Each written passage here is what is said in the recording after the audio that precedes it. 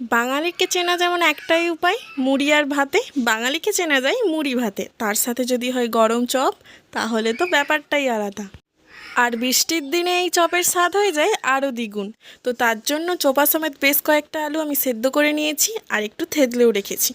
এদিকে কড়াইতে একটু সর্ষের তেল দিয়ে পেঁয়াজ কুচি, রসুন কুচি, আদা কুচি দিয়ে ভালো করে নেড়ে নিয়েছি।